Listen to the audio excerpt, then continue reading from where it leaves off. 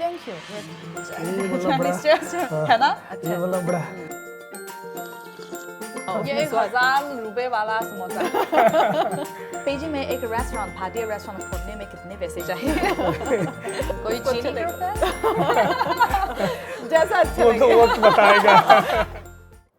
नमस्ते, मैं आपकी चीनी दोस्त मीरा और आज के इस कार्यक्रम में मैंने मेरे 2 भारतीय दोस्त का इनवाइट किया है, तो थोड़ा सा परिचय दे सकते हैं आप दोनों?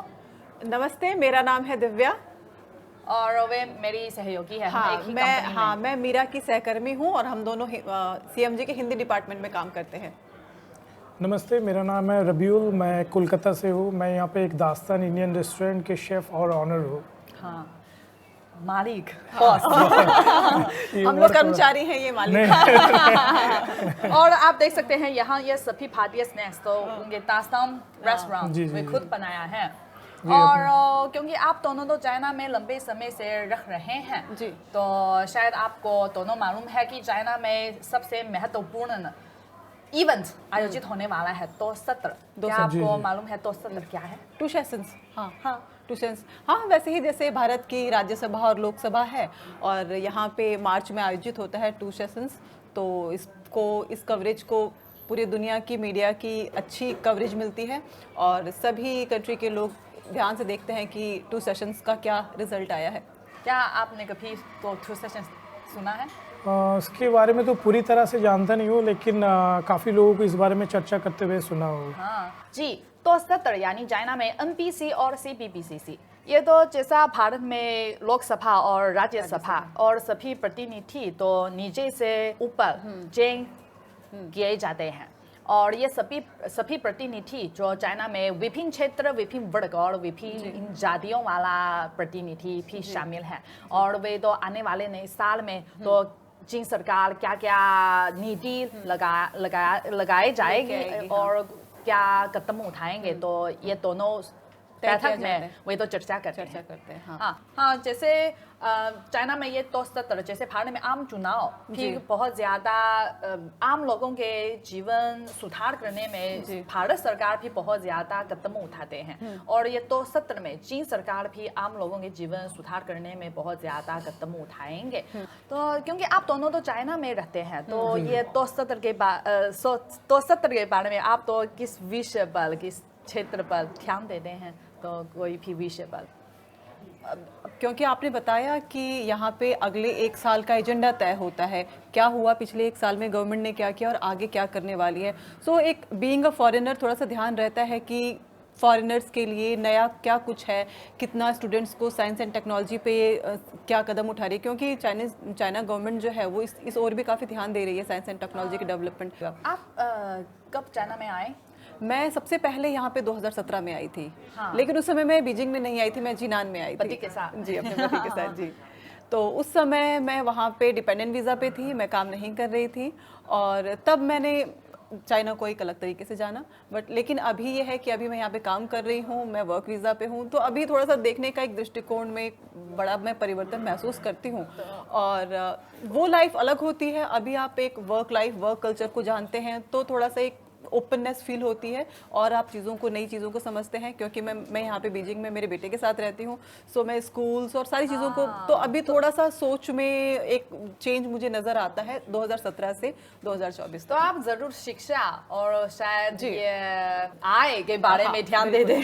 तो इन वर्षों में क्या इस क्षेत्र में शिक्षा और ये आय, इन दोनों क्षेत्र में क्या परिवर्तन है? कोई एग्जाम्पल शेयर कर सकते हैं? शिक्षा, देखिए शिक्षा, अब क्योंकि मैंने यहाँ पे शिक्षा नहीं ली है लेकिन मेरा बेटा यहाँ पे पढ़ रहा है और जैसे कि भारत में भी होता है सरकारी और प्राइवेट, सो यहाँ पे भी है। सो जब मैं यहाँ पे आई और मेरा बेटा को स्कूल मुझे भेजना था और उसके बाद हमने स्कूल ढूंढा, किंडरगार्टन ढूंढा, तो किंडरगार्टन उस वक्त जो हम नज़दीकी किंडरगार्टन घर से था वो एक्सेप्ट नहीं करा था फॉर सम रीजंस। सो मुझे एक प्राइवेट किंडरगार्टन में उसको भेजना पड़ा जिसकी फीस प्राइवेट किंडरगार्टन हाँ, क्वाइट थोड़ा सा एक्सपेंसिव, महंगा है। सो मैंने कुछ 4-5 महीने के लिए वहाँ रखा और उसके बाद जब मैंने दोबारा उस सरकारी किंडरगार्टन से कांटेक्ट किया वो फिर उसके बाद शायद उसको उस वक्त तक भाषा नहीं आती थी और 3-4 महीने के दौरान थोड़ी भाषा वो सीख गया था, तो उसके बाद शायद उनको उसको स्वीकार करने में आसानी हुई। और क्योंकि सरकारी किंडरगार्टन गवर्नमेंट से सब्सिडाइज हैं तो फीस जस्ट हाफ समझिए आप। हाँ, कितना हर महीने कितना? महीने का 2000 RMB, 2000 2000 और प्राइवेट में 4000 RMB, तो आप देखिए जस्ट आधे का अंतर है। और अभी जो वो पुराना वाला किंडरगार्टन था वो भी अब सब्सिडाइज हो गया है। सो धीरे धीरे अब ये चेंज दिखता है कि गवर्नमेंट कितनी तेजी से काम कर रही ये है। तो सत्र का जी। फंक्शन है, क्योंकि ये सभी सुझाव अगर प्रतिनिधि जो हमारे जीवन से रिलेटेड कुछ सुझाव देते हैं जी। तो ये तो सत्र में चर्चा कर सकते हैं और फिर ये सभी नीति लागू हो सकते हैं। इसलिए ये प्राइवेट किंडरगार्टन तो ये सरकारी किंडरगार्टन बन सकते हैं, इसलिए तो सस्ता। हाँ, तो गवर्नमेंट बहुत तेजी से काम कर रही है, क्योंकि कुछ टाइम पहले तक देखा ये जो किंडरगार्टन की मैं बात कर रही हूँ ये भी प्राइवेट था, तो उसके बाद ये सब्सिडाइज हुआ, उसके बाद वो वाला भी। तो मतलब समझ में आता है कि गवर्नमेंट शिक्षा के क्षेत्र में बहुत तेजी से काम करे ताकि सभी लोगों को एक अच्छी कीमत पे अच्छी शिक्षा उपलब्ध हो, अच्छी शिक्षा पे सभी का हक हो, हर तबके के लोग। अब क्योंकि सबका एक जैसा घर की स्थिति सबकी एक जैसी नहीं होती है, तो हर तबके के लोग उसको अफोर्ड कर सकें, इसलिए वो सबको एक समानता पे लाने की सरकार कोशिश कर रही है। तो क्योंकि आप तो चाइना में व्यापार कर रहे हैं तो शायद आप तो ट्रेड के क्षेत्र में ध्यान देते हैं। आप कब चाइना में आए हैं? मैं तो 2015 में आया पहली दफ़ा चाइना। वाह, अभी 9 साल हो गए हैं। हाँ, लगभग 9 साल हो गए। तो सबसे पहले आप तो चाइना में क्या क्या करते हैं? सबसे पहले जब चाइना में मैं आया था एक एज ए एम्प्लॉई के नाते शेफ़ में एक इंडियन रेस्टोरेंट पे काम कर रहा था। फिर इंडियन रेस्टोरेंट पे 5 या 6 महीना काम किया। फिर मैंने दक्षिण चाइना, बीजिंग पे ही पहले आया था, फिर दक्षिण चाइना पे एक 5 सितारे होटल में काम स्टार्ट किया। फिर बाद में मैंने वापस बीजिंग आने का फ़ैसला किया, तो बीजिंग आके बीजिंग पे भी एक जगह पे 5 स्टार पे काम कर रहा था। वहाँ पे काम करते करते जो अपना सपना था कि खुद से ओपन करना है एक भारतीय रेस्टोरेंट, जो ऊपर से ये राजधानी वाला शहर है, तो यहाँ पे अगर ओपन करोगे तो ये आपके लिए ऐसा एक अपॉर्चुनिटी मिलता है कि काफ़ी सारा चीज़ कर सकते हो, जो छोटी चीज़ों में दिक्कत होता है हम विदेशी के लिए। तो कब आपके ये खुद रेस्टोरेंट खुला है? ये तो 2021 में खुला, तो कोविड के दौरान। लेकिन मुश्किल है वो भी काफी ये मुश्किल घड़ी था, जब सारे लेकिन रेस्टोरेंट बंद हुए हो तब रहा था। हमने डिसीजन लिया कि तब हम खोले, तो काफी सारा अप्स एंड डाउन हुआ उस साहस के टाइम। साथ। बिजनेस के लिए साहस तो चाहिए होता है। हाँ, तो व्यापार कैसे हैं? व्यापार तो पहले से काफी अच्छा स्थिति है जी, बीच में थोड़ा सा हुआ अप्स एंड डाउन, लेकिन पहले से काफी बेहतर और एक सवाल है, एक चाइना पेजिंग में एक रेस्टोरेंट, भारतीय रेस्टोरेंट खोलने में कितने पैसे चाहिए? ये डिपेंड करता है ना आपका लोकेशन के ऊपर, और आपका क्या बजट हो, आपका थीम क्या हो, कॉन्सेप्ट क्या लेके आ रहे हो, उसके ऊपर डिपेंड करता है। क्योंकि उनके रेस्टोरेंट, ये दास्तान भारतीय रेस्टोरेंट, ये बीजिंग में CBD क्षेत्र में है, इसलिए जरूर बहुत महंगा होता है, और वहाँ बहुत ज्यादा विदेशी लोग रहते हैं, और शायद आप लोग भी बहुत ज्यादा है वहाँ। बहुत ही ज्यादा, आपको कई तरीका के लोग मिलेंगे ना, जो लोकल चीनियों के साथ काफी सारा विदेशी हो, तो आपके लिए बहुत ही अच्छा वो जगह हो जो आप मार्केट बना सकते हो आप वहाँ पे। तो लगभग आपके दास्तान रेस्टोरेंट खोलने में कितने काफी खर्चा हुआ है। तो इसका मतलब यही है 9 साल नहीं, 9 साल कितने साल? 9 साल क्योंकि 9 साल मेहनत से काम 2015 से और 2021 तक तो बहुत ज्यादा पैसा चाइना में तो कमाया था, इसलिए ये रेस्टोरेंट खोल सकता है। अगर आप मेहनत करो, दिल से मेहनत करो, तो फिर कुछ ना कुछ होने वाला है। तो हमारे भारतीय मित्र भी ये ट्राई कर सकते हैं। नहीं, हमारा तो फिर अभी अगला महीना हमारा और एक ब्रांच आने वाला है जो बॉलीवुड टेल्स नाम से है। वो पूरा बॉलीवुड कॉन्सेप्ट, बॉलीवुड थीम में रहेगा पूरा। जैसे क्योंकि आप चाइना में लंबे समय से व्यापार कर रहे हैं, जो जब आप तो चाइना में ये रेस्टोरेंट खोलने से पहले कोई चुनौती है या कोई समस्या है, तो आप कैसे हल कर सकते हैं? देखो, विदेशी व्यापारियों के तौर से मैं ये बोल सकता हूँ ना, पहले काफ़ी लोगों को लगता था कि अगर आप चाइना पे अगर खुद का बिजनेस डालो ना, बहुत डिफिकल्ट हो सके कि आपको लाइसेंस ना मिले, या फूड लाइसेंस, जो बिजनेस ट्रेड लाइसेंस वगैरह ना मिले। लेकिन अब तक तो मैंने अपने 2 रेस्टोरेंट पे डाला, मुझे कोई दिक्कत ही नहीं हुआ। कुछ ही नहीं, जो आपका जेन्युइन जो भी पेपर हो, पासपोर्ट वगैरह और जो भी उनको ट्रेड के लिए पेपर चाहिए होता है, वो 2 आपको आसानी से निकलता है। पहले जब हम शुरुआत में आए, दोस्त है आपकी मदद करते हैं? हाँ, हमारे पास एक चीनी सेवक है जो हमें इस चीज़ के लिए मदद करते हैं। लेकिन ऐसा कुछ इतना ज़्यादा मुसीबत नहीं है कि जी आप विदेशी हो, आप खोल नहीं सकते हो यहाँ व्यापार। बहुत मुझे तो लगा, अब तक मुझे लग रहा है कि ये बहुत आसान है। शुरुआत में जब आए थे हमें लग रहा था कि हम विदेशी हम व्यापार कर पाएंगे या नहीं, लेकिन अब तो बहुत हमारे लिए बहुत ईजी है अभी। क्योंकि आप दोनों तो चाइना में लंबे समय से रह रहे हैं, तो आपके विचार में इन सालों में चाइना में क्या क्या परिवर्तन हुई? और जैसे इससे पहले आप तो चीना में थी और अभी आप तो पेजिंग में हैं, तो ये दोनों शहर के बीच और तो ये दोनों शहर में क्या क्या परिवर्तन हुई है? शहर में देखिए, बीजिंग कैपिटल है, जिनान उतना बड़ा शहर नहीं है, एक मेट्रो सिटी नहीं है। अब मेट्रो आ रही है। सो जिस वक्त मैं आई थी 2017 में, उस वक्त वहाँ पे मेट्रो नहीं थे, अभी मेट्रो का काम शुरू हो गया है। सो मेट्रो बनने के साथ जिनान भी एक मेट्रो सिटी में उसकी गिनती होगी, और विकास बहुत स्पीड में है यहाँ पे, ये तो कहना होगा।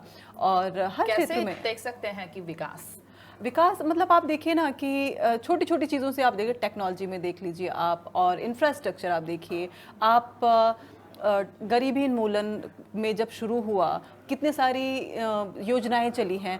सो वो एक, जब हम ओवरऑल एक कंट्री के पर्सपेक्टिव से देखते हैं तो वो समझ में आता है कि सरकार ग्रोथ पे बहुत ज़्यादा फोकस्ड है, डेवलपमेंट भी करना है और साथ में सभी को साथ में लेके चलना है।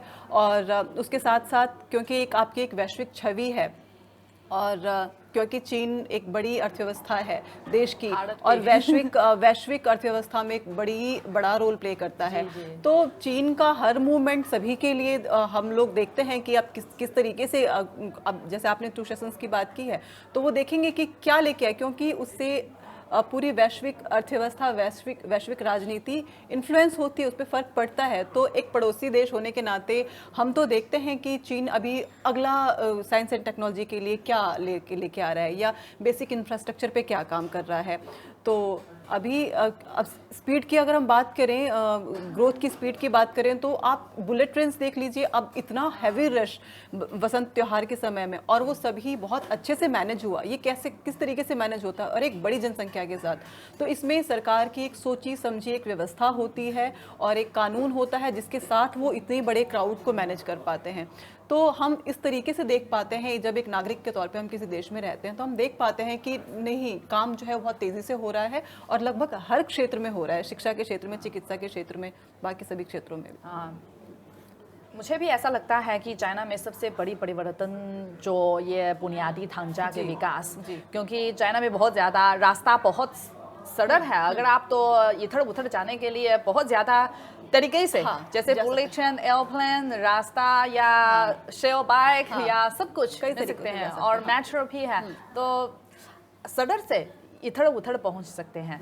और चाइना में एक कहावत है, 要致富先修路। इसका मतलब यही है कि अगर आप तो अमीर बनना चाहते हैं, विकास होना चाहिए, तो सबसे पहले रास्ता बनना चाहिए, सड़क सुधारे। और ये सही सोच है। हाँ, तो भारत में भी, क्योंकि पिछले साल ये G20 के दौरान मैं नई दिल्ली गई थी। इससे पहले मैं नई दिल्ली में 1 साल के लिए रहती थी। उस समय तो दिल्ली में रास्ता इतना साफ या इतना सुगम नहीं है। लेकिन पिछले साल जब मैं फिर एक बार दिल्ली पहुंचती थी, वहाँ बड़ी परिवर्तन हुई है, और सड़क पर बहुत साफ है, और ये सभी बुनियादी ढांचा भी सुधार हो चुके हैं। इसलिए मुझे ऐसा लगता है कि क्योंकि भारत भी हाल के वर्षों में आर्थिक विकास तेजी गति से बढ़ रहे हैं, इसलिए शायद भारत सरकार भी ये बुनियादी ढांचे के विकास पर ध्यान दे रहे हैं। बुनियादी ढांचा, अभी देखिए वंदे भारत एक्सप्रेस हुई है अभी, और हमारे अभी जापान की शिनकानसेन लॉन्च अभी थोड़ा सा डिले हुआ है, 2024 तक वो प्रस्तावित थी, लेकिन अभी 2026 तक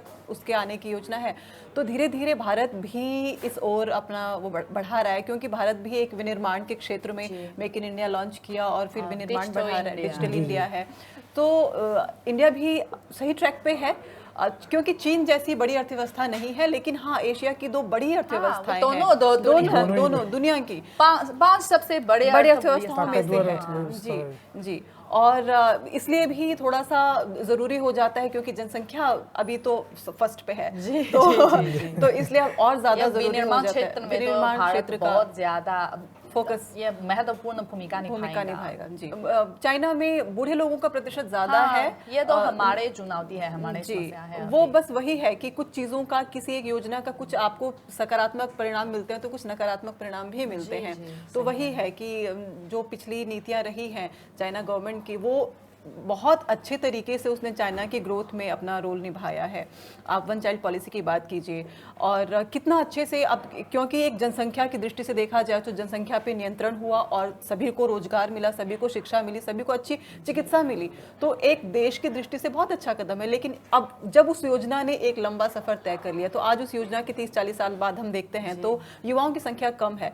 तो वही भारत में है कि जनसंख्या भी बहुत है। ये भी एक चुनौती भारत के सामने आए हैं, क्योंकि युवा लोगों की संख्या भी बहुत ज्यादा है, तो शायद ये रोजगार के चुनौती है है। तो इतना ज्यादा युवा लोग तो कहाँ से नौकरी मिल, इसीलिए लेकिन अब उनके रेस्टोरेंट में चाइना में ले सकते हैं और नौकरी मिल सकते हैं। काफी सारे इंडिया यूथ लोगों को हमने अपने रेस्टोरेंट पे नौकरी इसलिए वे न केवल में चाइना में व्यापार कर रहे हैं, जिनके रोजगार भी GDP दे के रहे लिए हैं, योगदान देते हैं, भारत के लिए रोजगार भी दे रहे हैं। जी, तो ये व्यापार क्षेत्र में आपके विचार में चाइना में क्या परिवर्तन हुए? पेपर क्षेत्र में अगर मैं देखूँ ना, जब शुरुआती 2015 में जब आया और अभी का मार्केट काफ़ी फ़र्क है। जो सबसे बड़ा फ़र्क हमने जो इस फूड इंडस्ट्रीज़ में देखा, पहले तो काफ़ी कम ही यूथ होते थे कि जो अपना इंडियन कुजीन हो या दूसरा कोई विदेशी खाना हो बहुत जल्दी एक्सेप्ट नहीं कर रहे थे। लेकिन अभी देखोगे काफ़ी लोग, अभी देखोगे कुछ तो ऐसा चीनी लोग जो इंडियन मसाला का भी व्यापार कर रहे हैं। पहले 2015 की शुरुआती में जब हम शुरू में आए थे, इतना सप्लायर नहीं थे। जो भी थे सप्लायर जो इंडियन मसाले के लिए, वो काफ़ी इंडियन ही थे। अभी आपको सुन के चौंक लगेगा थोड़ा सा कि काफ़ी अभी व्यापार जो मसाले का कर रहे हैं इंडिया का, वो चीनी लोग कर रहे हैं, चाइनीज़ लोग कर रहे हैं। इवन वो व्यापारी लोग बोल रहे हैं कि वही इंडियन सामान कोई चाइनीज़ लोग भी लेते हैं। जी, जैसे मैं, क्योंकि मुझे तो भारतीय परिधान बहुत पसंद है, आप सब जानते हैं मेरे पास परिधान वगैरह जो हैंडीक्राफ्ट आइटम वगैरह मेड इन इंडिया का, वो सभी भी अभी आने लगा ना इधर। इससे पहले मैं सिर्फ तो ये सभी जूड़ी, साड़ी और सलवार सूट सिर्फ तो भारत में खरीदती थी, लेकिन अब मैं ताओबाओ से सब कुछ खरीद सकते हैं और ये दाम भी ठीक है, इतना महंगा भी नहीं होता है। और आजकल मैंने भी ताओबाओ पर ये भारतीय लड़की ये लाइव बिक्री कर रही है, तो चीनी भाषा में तो साड़ी और सलवार सूट बेचती है भारतीय लड़की। देखिए कितनी सुंदर बात है ये कि एक भारतीय लड़की चाइना में अपना बिजनेस, एक तरह से बिजनेस, और वो भी चाइनीज प्लेटफॉर्म पे, ताओबाओ जैसे प्लेटफॉर्म पे। ये आली ग्रुप पे।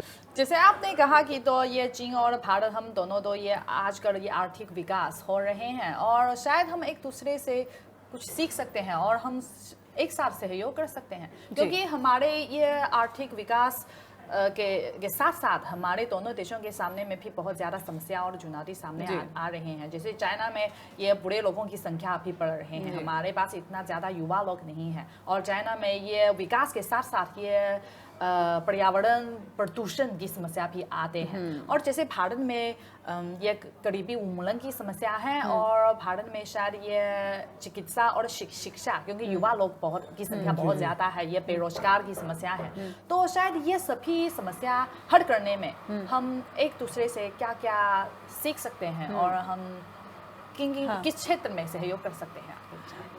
देखिए सहयोग तो लगभग हमें, क्योंकि हम लोग पड़ोसी देश हैं और हमें बिना सहयोग के हम डेवलपमेंट नहीं सोच सकते हैं। और जब कुछ भी होता है, कहते हैं ना, जब आपके घर में कुछ भी होता है सबसे इमीडिएट आप हेल्प अपने पड़ोसी से मांगते हैं। तो क्योंकि हम कुछ भी साझेदारी बड़ी जल्दी होगी हमारी, तो हम हर क्षेत्र में सहयोग की ज़रूरत है। क्योंकि आजकल मैंने एक खबर पढ़ी थी, तो भारत सरकार चीनी ये बुनियादी ढांचा सुधार करने में, तो चीनी ये तकनीकी कर्मचारियों के लिए ये वीजा सरल तरीके से देते हैं। तो ऐसा लगता है कि शायद भारत सरकार अभी हम दोनों देशों के बीच इस क्षेत्र में सहयोग बढ़ा रहे हैं, तो वे भी आशा है कि ज़्यादा, क्योंकि चाइना में ये बुनियादी ढांचा बहुत विकसित हो गए हैं, और जैसे सड़क, हवाई यात्रा, रेलवे, सब कुछ, तो शायद हम भारत के लिए कुछ मदद दे सकते हैं, क्योंकि हमारे पास बहुत ज़्यादा अनुभव है, हमारे पास बहुत ज़्यादा स्किल्स है, तो शायद भारत को सिखा सकते हैं। तो भारत कम समय में तो तेज़ी गति से विकास हो सकते हैं। और हाँ, तो वो यही है कि वो जो तकनीकी कर्मचारियों को अब वो उसमें हमको तकनीकी हेल्प चाहिए, इसीलिए उनकी वीज़ा जो प्रक्रिया है वो इसीलिए थोड़ा गवर्नमेंट ने ईज़ किया होगा ताकि वो आके हमको उस चीज़ के लिए ट्रेन करें और हम भी उससे उसको अपने अलग अलग क्षेत्रों में उसकी हेल्प से हम ग्रोथ कर सकें। जी, क्योंकि भारत में मेकिंग इंडिया और जैसा आत्मनिर्भर आत्मनिर्भर भारत। ये सभी नीति तो बहुत ज़्यादा विदेशी कर्मचारियों की मदद चाहिए जी। ताकि ये सभी नीति तो अच्छी तरह से लागू हो पाएगी। जी, आंकड़ों के अनुसार पिछले साल यानी वर्ष 2023 में चीन और भारत के बीच ये व्यापार लगभग 1362 अरब डॉलर और जिनमें पिछले साल की तुलना में 1.5% की वृद्धि हुई और जिनमें भारत से निर्यात 6% की वृद्धि हुई है। इसका मतलब यही है कि चीन और भारत के बीच ये व्यापार बढ़ रहे हैं और बहुत ज्यादा है, क्योंकि जैसे आपने कहा जब 9 साल से पहले जब आप चाइना में आया था उस समय शायद इतना ज्यादा चीनी लोग भारत के उत्पाद नहीं चाहते हैं, पता नहीं भारत से क्या क्या मिल सकते हैं। लेकिन आप देखिए अभी सभी चीनी लोगों को मालूम है भारतीय योग, भारतीय फिल्म, भारतीय परिभाषा, हाँ खाना और अभी चाइना में भारतीय रेस्टोरेंट भी बहुत ज्यादा है। इसका मुझे ऐसा लगता है कि चीनी लोग बहुत ओपन माइंडेड, क्योंकि चीनी लोग अपने संस्कृति स्वीकार कर सकते हैं और आसानी से विदेशी संस्कृति भी स्वीकार कर सकते हैं। जैसे इससे पहले चाइना में बहुत ज्यादा बॉलीवुड फिल्म चाइना में भी लोकप्रिय है, विदेशी फिल्म चाइना में भी लोकप्रिय है।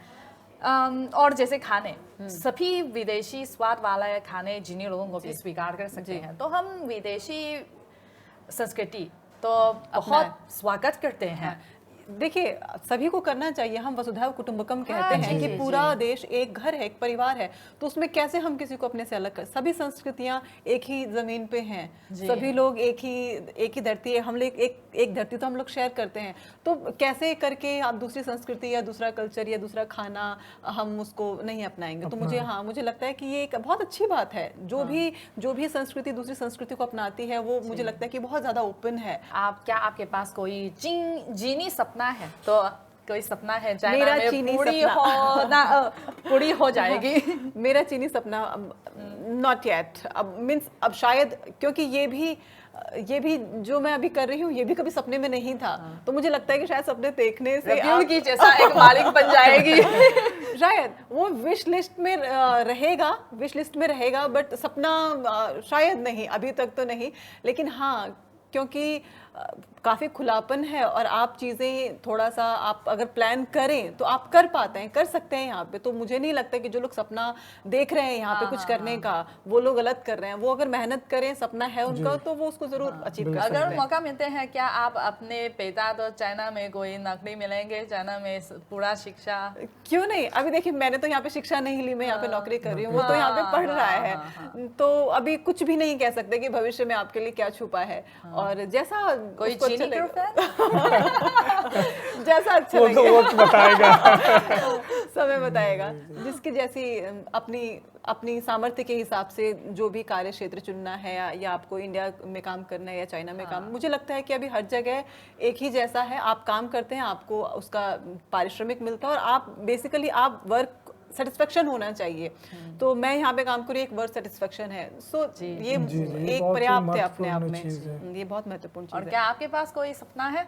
मेरे पास सपना कि और भी ज़्यादा भारतीय रेस्टोरेंट यहाँ पे खुले, क्योंकि खाना के अंदर ऐसा एक ताकत है ना कि दोनों देशों को जोड़ सकता है। कि देखो अगर चीनी लोग नहीं खाते तो इतना आज के तारीख में बीजिंग जैसे शहर में आपको विश्वास नहीं होगा लगभग 35 इंडियन रेस्टोरेंट है। 35 बोले तो ये बहुत ही काफी बड़ा संक्रमण है। तो इससे पता चल रहा है कि लोकल लोग काफी बोले तो ये इंडियन भोजन काफी पसंद करते हैं। तो मैं तो चाहता हूँ कि और भी बड़े यहाँ पे लोग और एक बड़े मालिक और बड़े बॉस बनना चाहते हैं, एक ब्रांड। बात बॉस या मालिक का नहीं, बात की अगर हम ये चीज करें ना तो वही मैं जो अभी पहले बोला ना, खाना ऐसा एक चीज है ना लोगों को जोड़ सकता है, दूर दूर तक जोड़ सकता है। जी। और सबसे बड़ा चीज है पता है, जो चीनी लोग आते हैं ना जब भारतीय रेस्टोरेंट में काफी खुश होते हैं, पता है वो चाहते हैं कि थोड़ा जो अपने भी ट्राई करे, अपना खाना तो ट्राई करे, इवन चाहता है कि जो भी स्टाफ वगैरह इंडिया से हो ना वो थोड़ा सा बातें करे चाइनीज में, और थोड़ा भी बातें कर लिए तो बड़ा खुश हो जाते हैं वो। तो ठीक है, जैसे आपने कहा कि तो भारत में एक कहावत है वसुधैव कुटुंबकम, जी। जैसा चाइना में भी एक सेम वाक्य है, तो 人类命运共同体, इसका मतलब यही है कि मानव साझा भाग्य वाला समुदाय। जी। तो ये सेम अर्थ है, इसलिए इसका मतलब यही है कि हम चीन और भारत के विकास का दिशा एक ही सेम है। तो अगर हम तो सहयोग करके और एक दूसरे से सीख सकते हैं और हम जरूर हाथ मिलाकर एक साथ विकास हो सकते हैं, और हम जरूर एशिया के 2 बड़े देश बड़े हैं ताकतवर और दुनिया के 5 सबसे बड़ी अर्थव्यवस्था देश भी है, और हम जरूर एक साथ विकास हो पाएगा। जी, जरूर। और हम हमेशा दोस्त हैं, आप भी जी, दोनों बिल्कुल। हमेशा मेरे घनिष्ठ दोस्त हैं। बिल्कुल, और बिल्कुल। मुझे भी आशा है कि आप दोनों की सपना तो चाइना में पूरी हो जाएगी। सबसे जरूर। पहले तो चाइना में और ज्यादा पैसे कमाएंगे।